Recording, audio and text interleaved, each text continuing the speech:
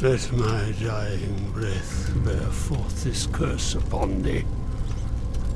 In the end, when this malignancy has won, you shall be like it, burning in a lake of sulphur and brimstone.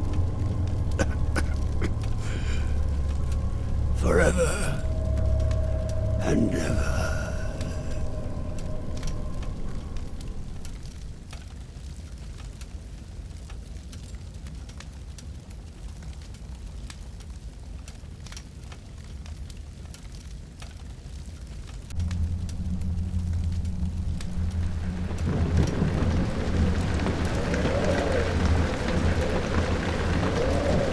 The case of Caecea Manor.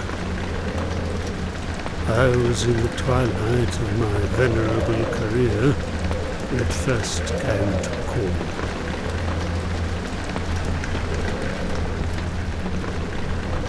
Dear Johan Grey, it is with a tenuous grasp on reality that I write to you. I cannot say for certain that I am not simply rent with madness or delirium, nor can I wholly dismiss the notion that I fantasized such an extraordinary series of events. But not even in my most somber nightmares, ones I have awakened from in cold fright, have I imagined what my mind, body, and soul have been put through this last year. Anton is no longer mad. He has brought madness to our house. Far beneath the floors, I hear the cracks of gongs and the chanting of an abhorrent language as I traps quietly through the halls to busy my mind. I hear from beyond locked doors muffled laughter and disquieting, lapping sounds. Carriages come to the manor nightly. Anton himself escorts their cargo, usually oblong boxes or hefty burlap sacks, into the catacombs he's excavated below the foundation itself. I beg of you, intervene on my behalf and unmake this horror from the earth. Anton, I believe him to be a practitioner of blasphemy, a necromancer, in service to a being he prays to whilst knelt to the moon. He calls it the Ramlord.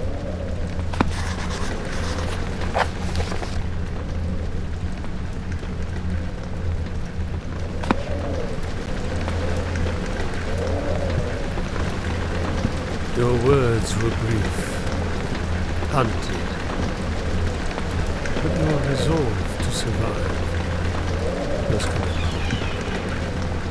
But now I understand that survival wasn't your choice, was it?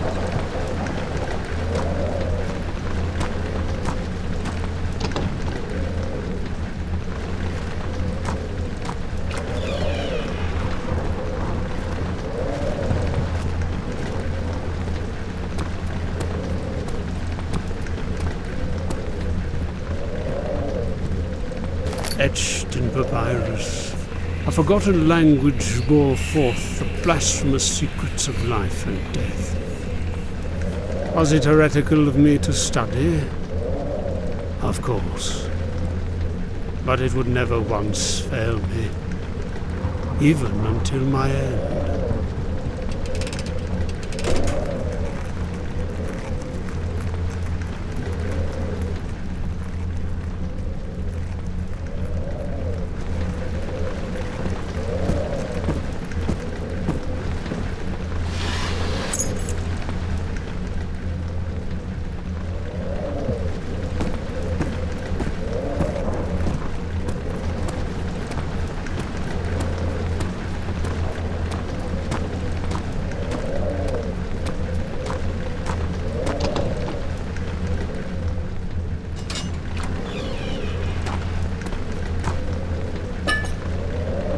Abominations that crawled beneath the manor no doubt drooled in ravenous anticipation to my arrival. Anton was a foolish creature. It did not know the fury I would impose.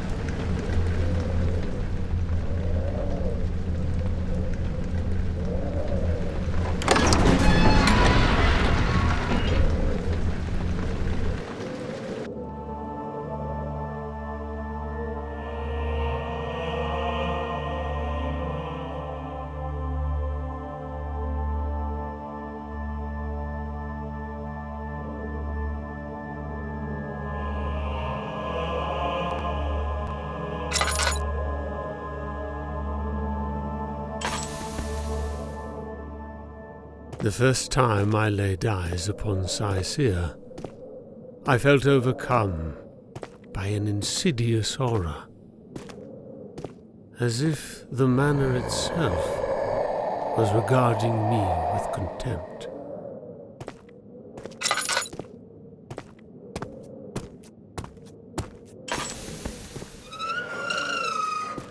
One of Anton's famous revelries had found its way outside. For weeks, the attending sycophants would ply for political sway with the Baron.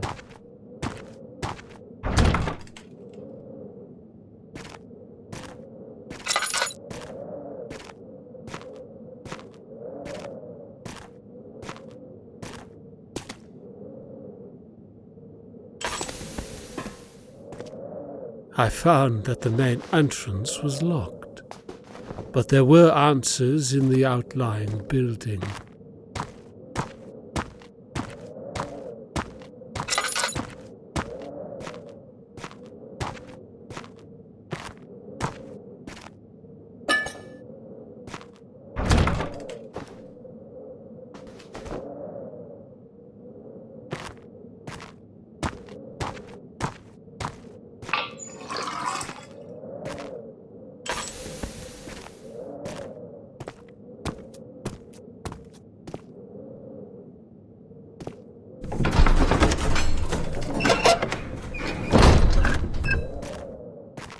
I recognized the altar from the Key of Solomon. They were bound messages, displayed for the one invoking the ritual on the altar. Evidently, you left these for me throughout the estate.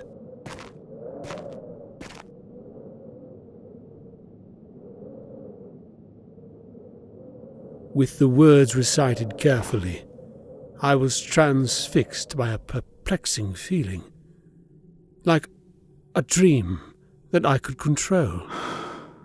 Going outside, a conversation carried forth that led my way. It was between Anton and Emilia.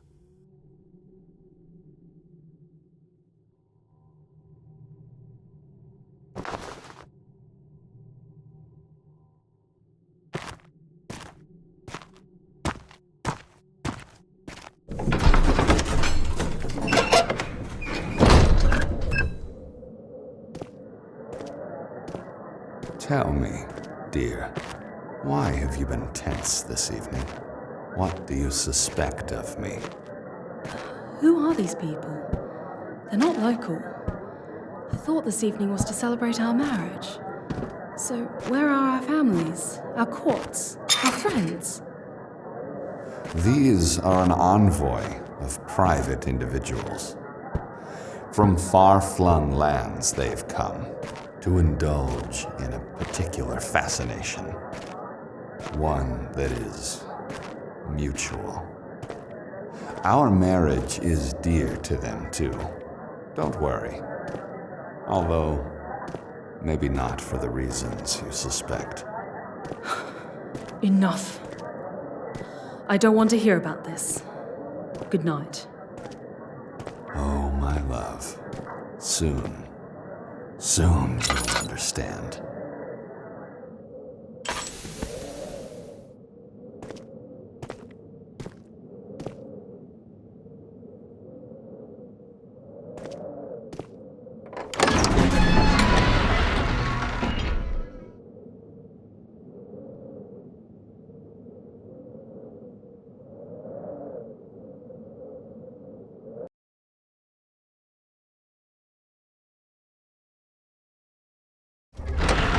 sinister overture possessed the silence.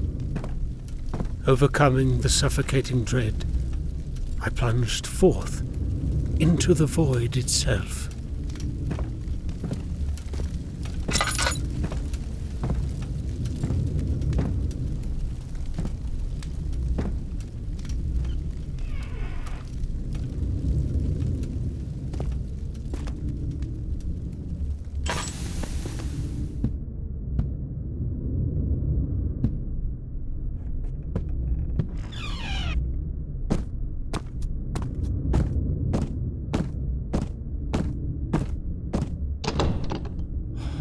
I found the room ahead was locked. It was my only way forward.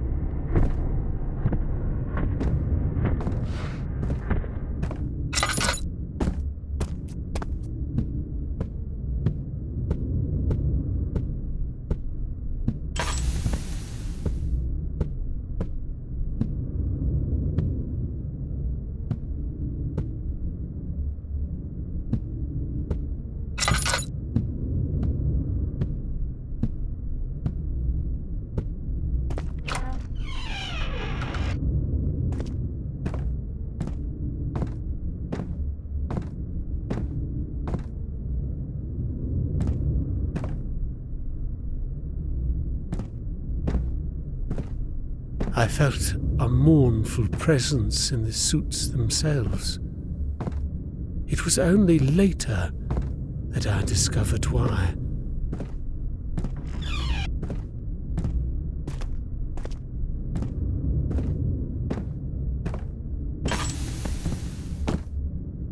Emilia, against her will, has informed me of her plan. While she did not reveal the means she used to smuggle out the letter, I was told it was you who was the intended recipient. And so, Witchfinder, I declare you a mortal enemy. Whatever you imagine to comprehend about me or my great work, make no mistake. You are woefully ignorant. Revenants of abhorrent malignity dwell restlessly beneath your feet. Already, they smell your fear and salivate at the thought of your descent. Know this, fool. After I break your mind, your body, your soul, I won't kill you.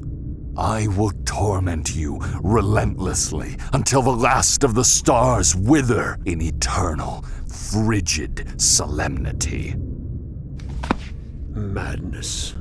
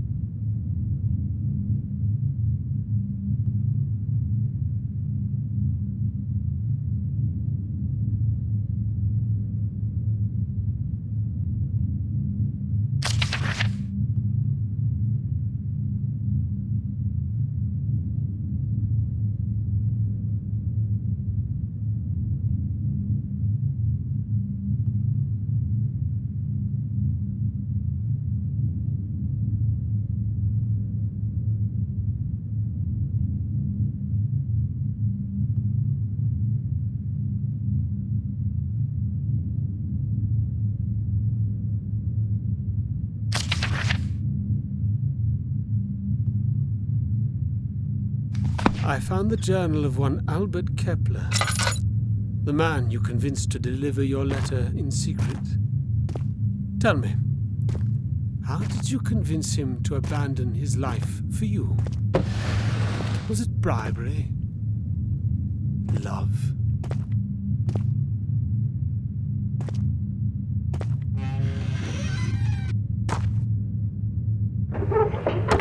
There was a passageway hidden behind the bookshelf.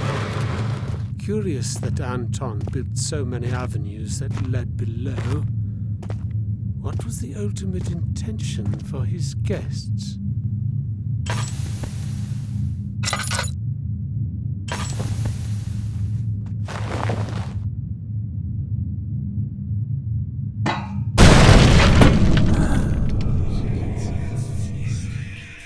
And so, I fell into the ravenous jaws of Caecea.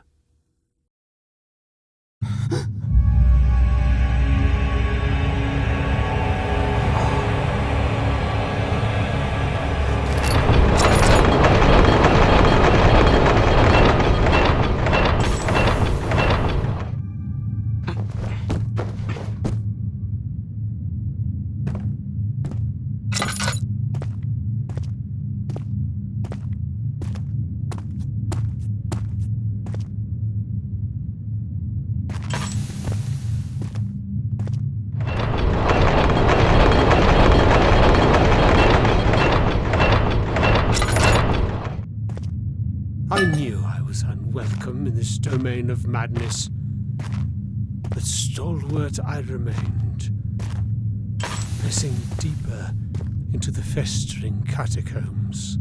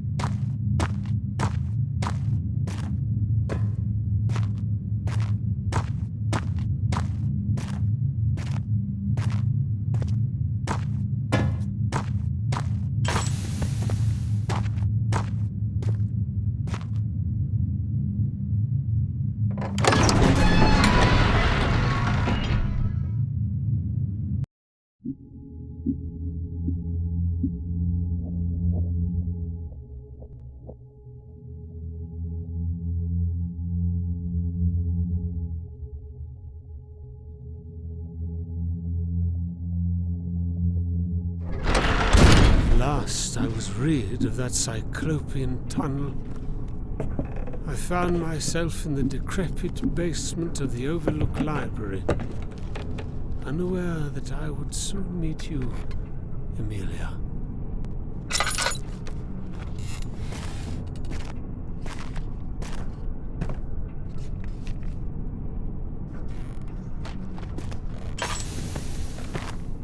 Each of the tomes bore a revolting subject matter.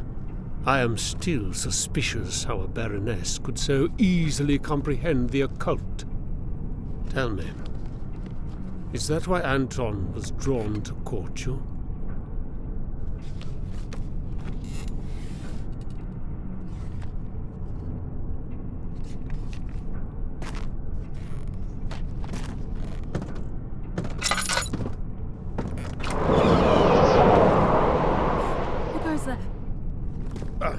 It is Johan. I received your letter. Where are you? I'm over here. Johan, thank God. I need your help getting out of here.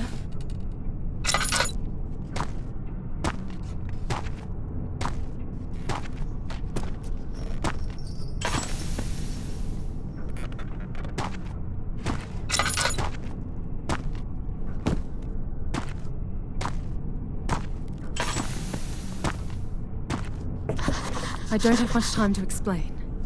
Anton has sealed me within this library as punishment for disobedience. I was in the cellar, preparing a ritual to free myself, when one of his damned servants was sent in here to keep an eye on me. I fled into my study and locked the door. I need you to finish what I started. That way, we can both be free. My aim was to remove his incantation against me. To complete this, you'll require a few of the tomes around here. I left one in the cellar. The other two are near the historical chamber upstairs, I think. I remember I accepted your proposition. I would complete your ritual. Such a fool I was to believe your intent was pure.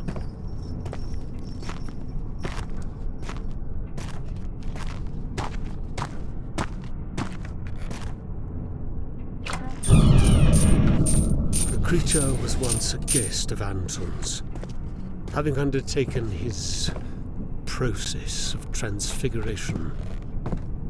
What a horrific notion. To be the embodiment of malign, eldritch madness, not paralyzed or controlled, locked behind your own eyes.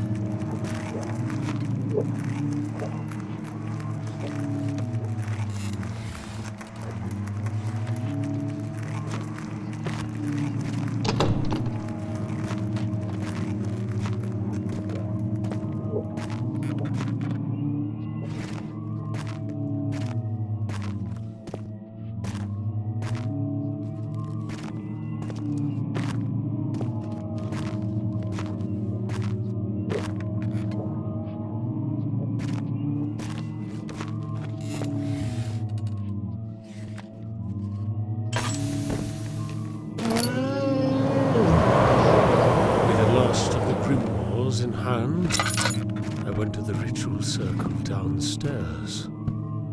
As swiftly as I could, I unbound the spell, sealing Emilia to the library.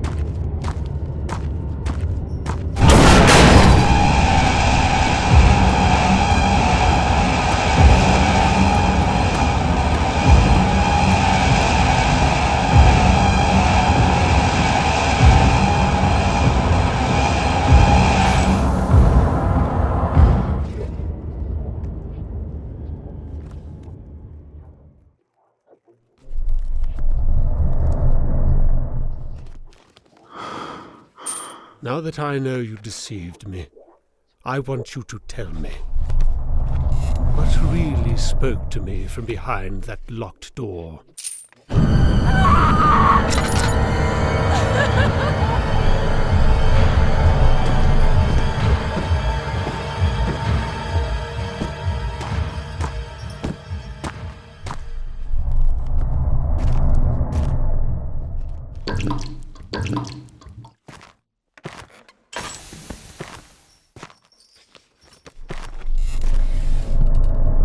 The room was dark, permeating with an unnatural energy. I discovered many artifacts about you, none more important than the gravestone outside. Your first child? I failed to judge you for its accidental demise. I would have done the same as you.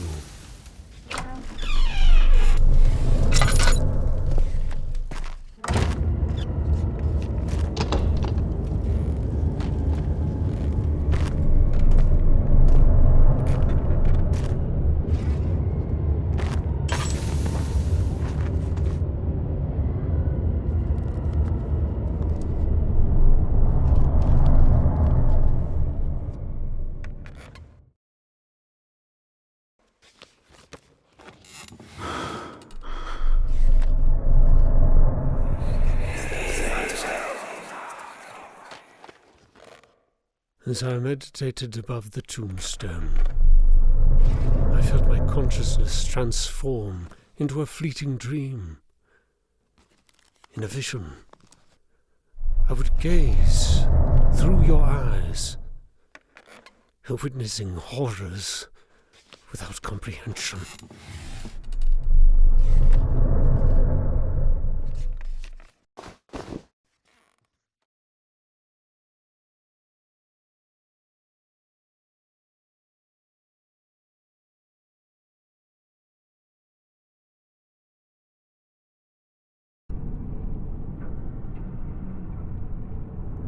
April 19th, 1836.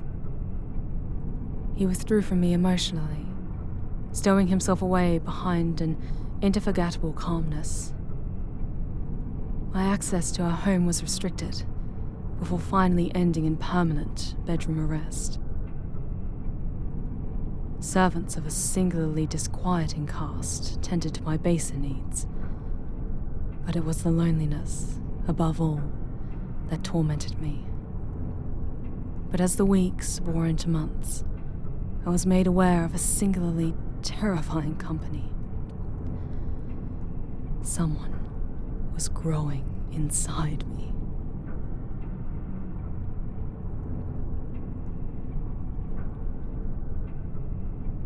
He was stillborn. Why did you do this to us? What? Anton, I did not harm the child. How did you kill him? I just want to rest. I'm so tired. How did you kill him?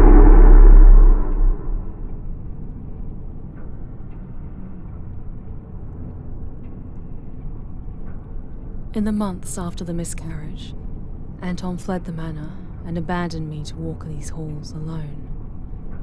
After months of lonesome excursions down every corridor, through every trail in the forests, I reached a conclusion of mind that he no doubt intended for me.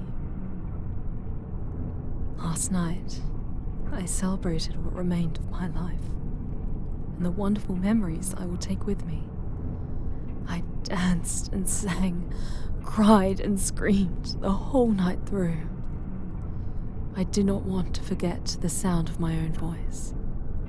One last celebration. Now, I will end this madness.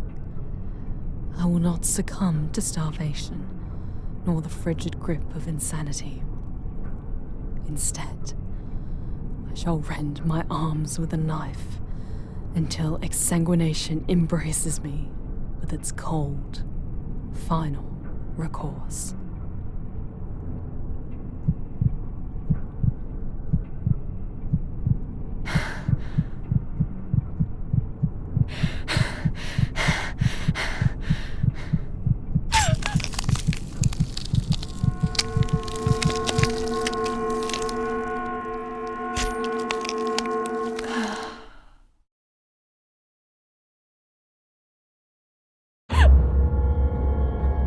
Emilia, dearest, you're awake.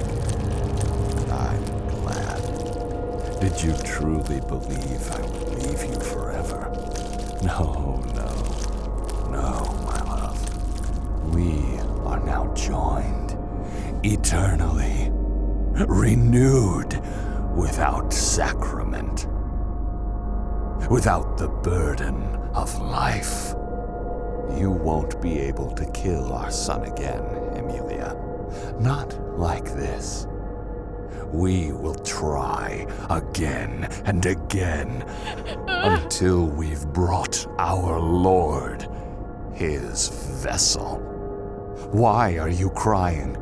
Do you not see the divine purpose?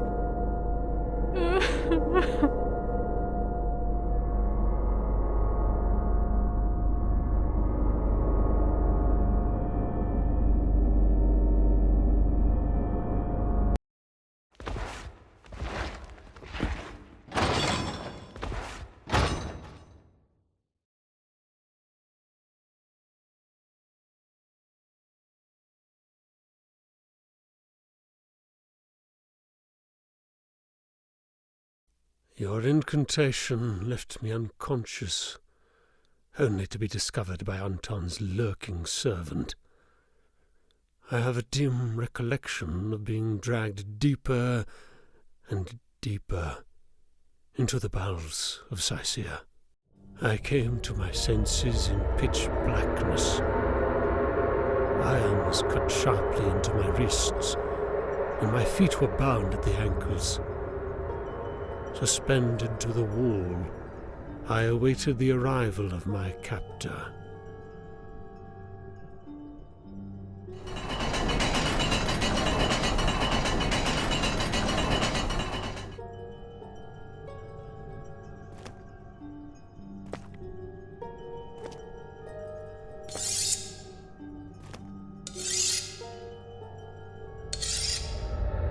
Johan, we meet at last. Welcome to my home. Welcome to Caecea. It is a curious thing to be found in places not known. Tell me, how did you discover my secret? Who told you of my particularities? Surely this will help you remember their name.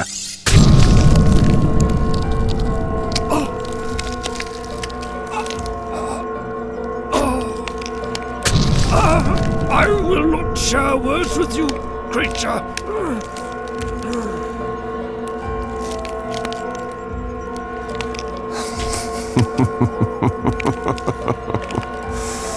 No matter. In time, you will reveal all to our Lord. Good night, Witchfinder.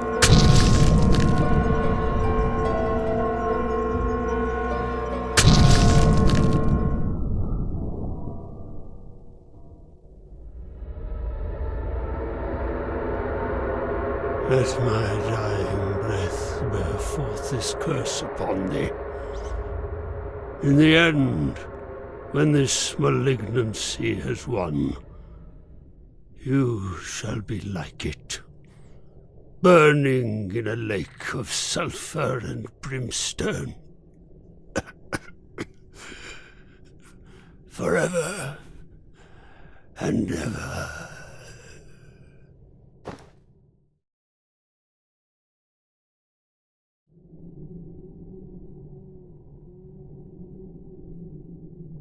But that would not be the end of me. As I rose to my feet, I stood in awe of the intricate ritual twisted in abhorrent suggestion. I knew at once I had been brought back from the dead. A dull ache of inner pain coursed through my cold frailty, but I still possessed the inexorable fire of my conviction. He should have buried me in cement if he ever desired victory.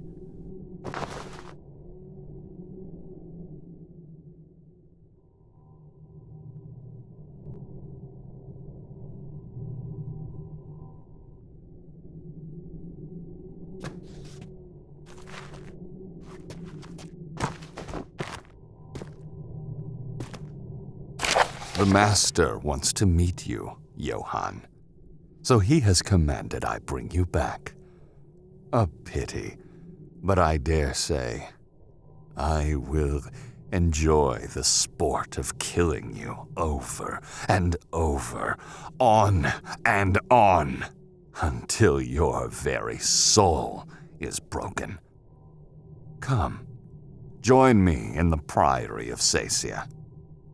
You have much to discuss with my lord.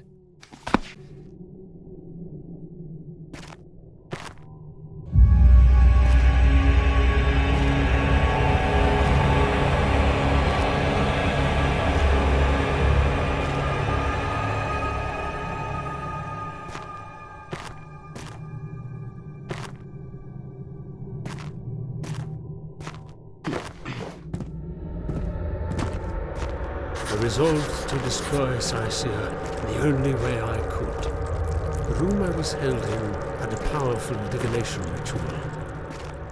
With my grimoire, holy water, and salt, I could perform a cleansing banishment.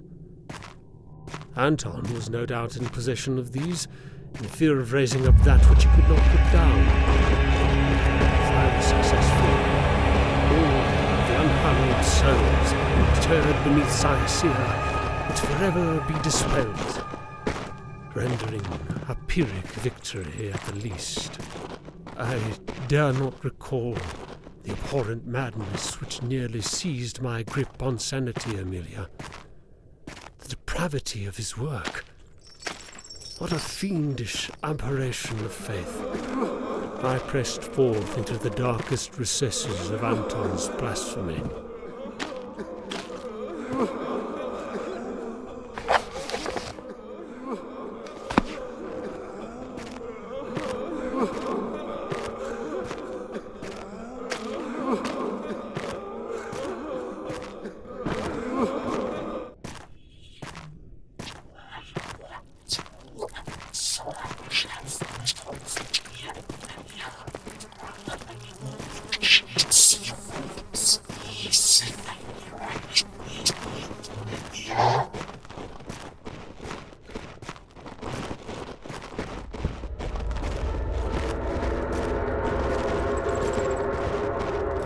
After traveling the abyss, I finally found what I was looking for.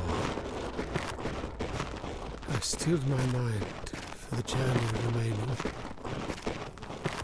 I thought of home. I thought of eternity calling my name.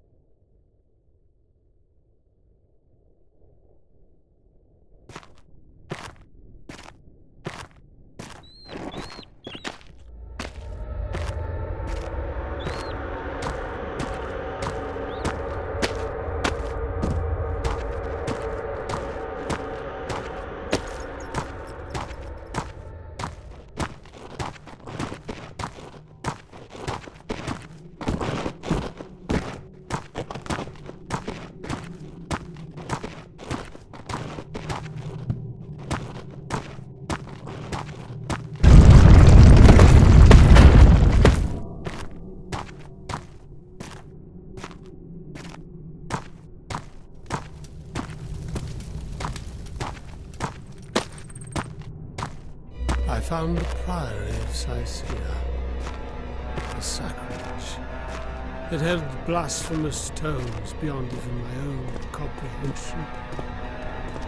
If I had the ability, I would have torn every brick down from that pagan temple.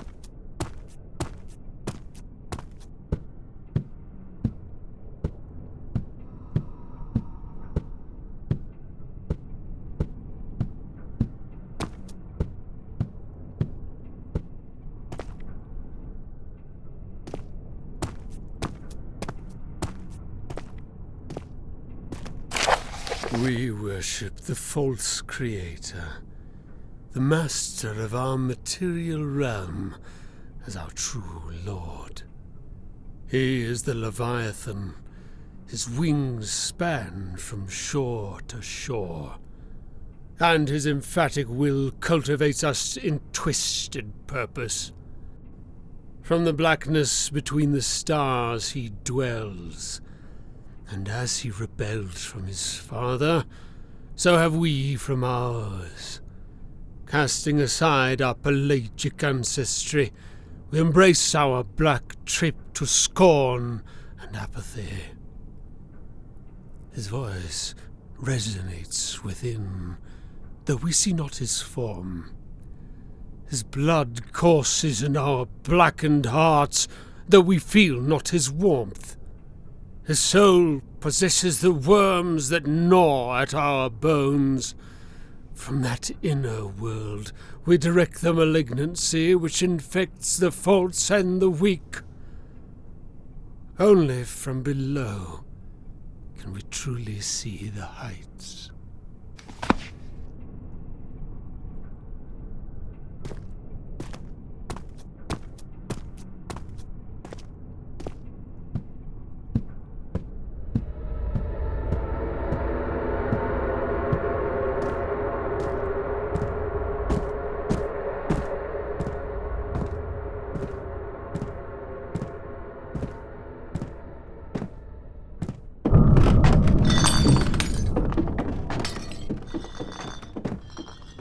I found the holy water at last. I crept out of the Priory with only a few tasks left.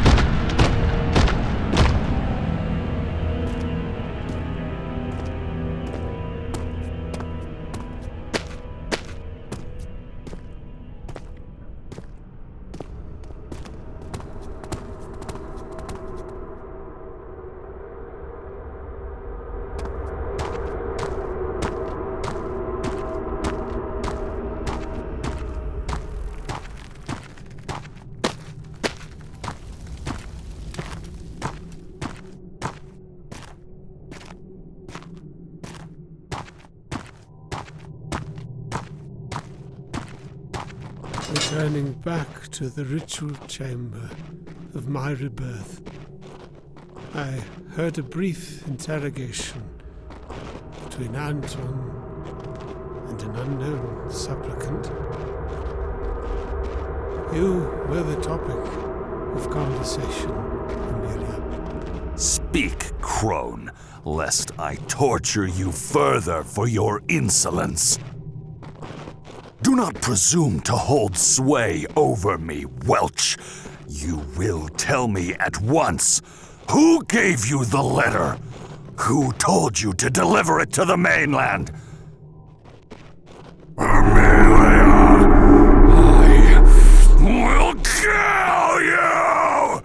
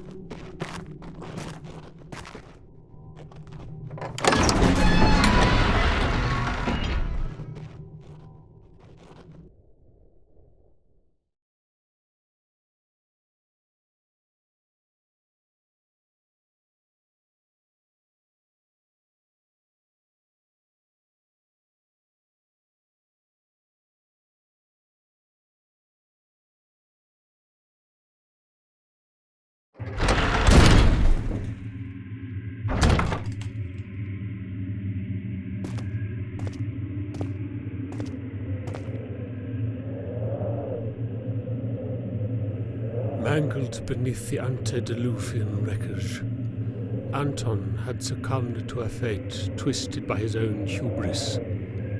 A fitting demise for something that believed it could betray the wishes of a demon. I feel thy presence, Witchfinder. Gaze upon your rotting trophy. Hold your head high in victory. My Lord may have punished me, but it was I who failed him. I could not believe Emilia betrayed me, betrayed our family. I accept my fate. Have you done the same? There is no victory here for any of us. You've bound our souls to eternal damnation. You will rue the day you sold yourself to that abomination. At least I walked beside my God. You will be enraptured to his frigid, eternal tomb. Divinity is an infection spread through the air by the poisonous tongues of lost men, bisected between truths stolen from older beliefs and outright fabrication. Your exalted mythos was groomed and pruned and manipulated throughout the course of time. From those untold aeons before man first crawled, lie the lost secrets that only the dead can remember. And I studied them all. I've cultivated a thread dating back thousands of years. Before the Nile split, and before the first bricks of Memphis were laid, I became enraptured by a horrifying proposition. A moral sacrifice that crept between the gates of my imperial mind, when only such things can, in my quietest dreams. I raised the dead and plied their terrified, agonized minds for the answers I sought. I was in relentless pursuit to make contact with a singular being, the voice of the void itself. I knew it was still alive, without ego, without purpose. A cataclysmic maelstrom of unreality, beckoning me to grant it access, to reconstruct the banal restrictions of my reality. It called itself the Ramlord, Lucifuga. Enough, creature. I will not stand to listen to your blasphemy. Before I draw my last breath, I will burn everything to the ground and purify this unhallowed crypt. The abhorrent madness from out of time has seduced you, but I will trap it forever in these Stygian catacombs. Have you any last words, Baron?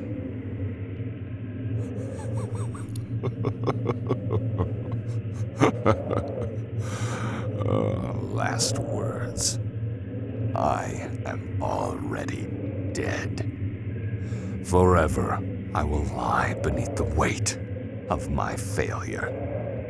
The earth can assimilate the rotting, for sure. But I will join the chorus of screams buried underneath the very stones of Caecea. There is nothing left for me upon this world. My only love has betrayed me. You seek my damnation, and my lord has forsaken me. Show mercy, Witchfinder. When you have won, burn it all.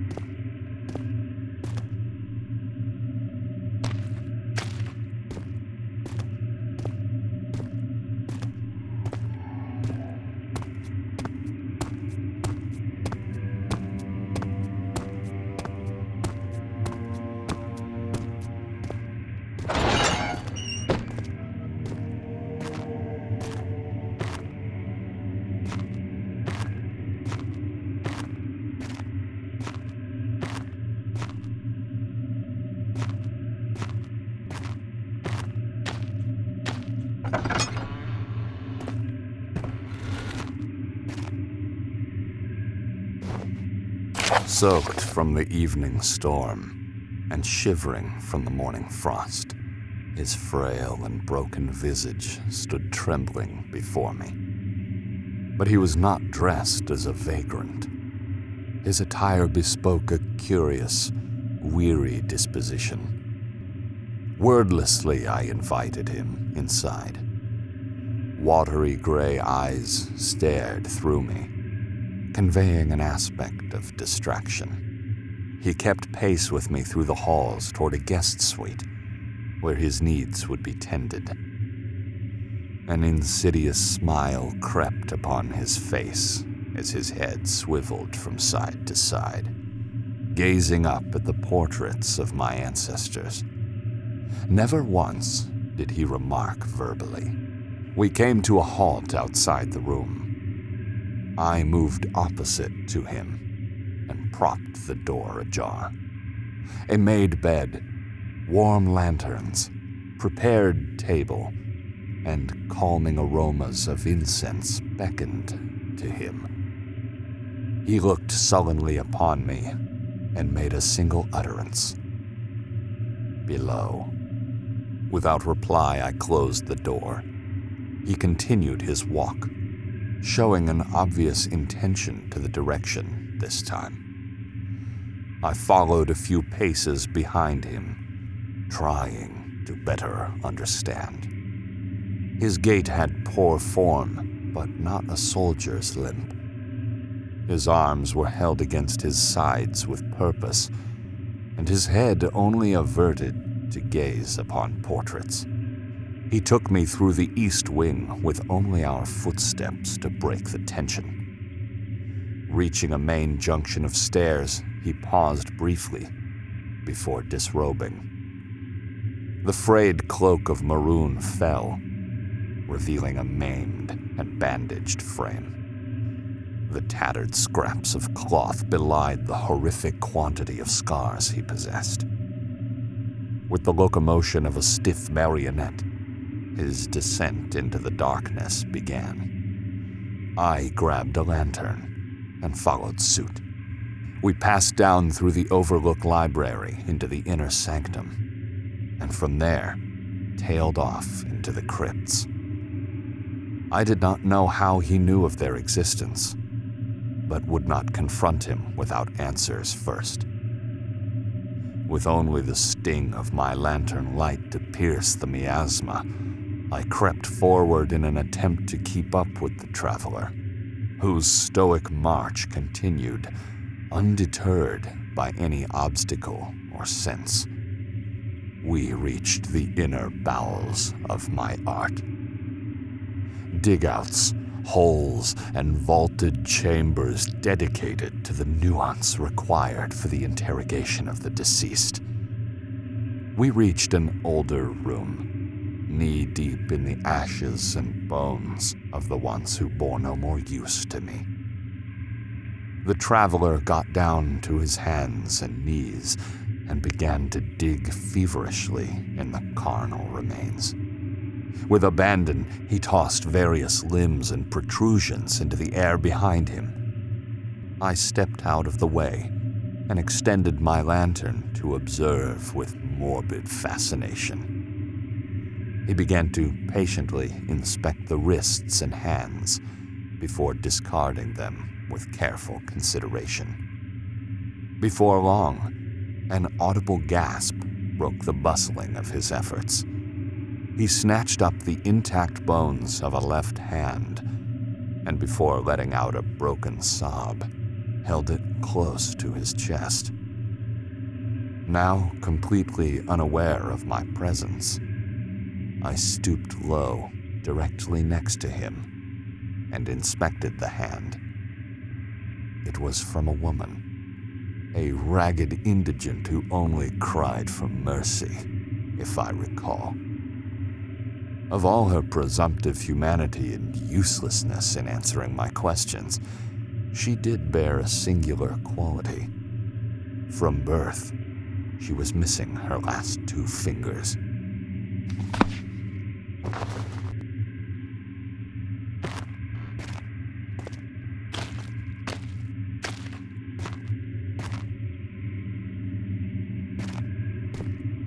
Johan, please, come in here. I need to talk to you.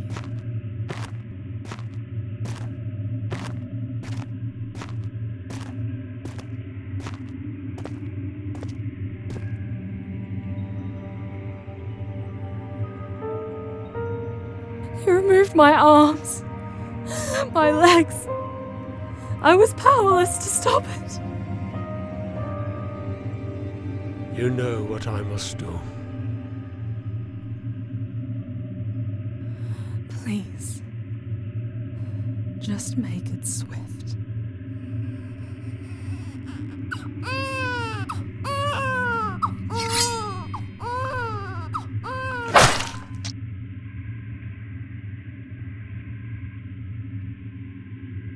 Speak with me a while, Johan. Tell me of your journey. We have little else to do. For as you must know, there can never be an escape for us. Caecea will degrade into a dilapidated ruin, a curious study of a family vanished, and a manor abandoned. But we will never be found.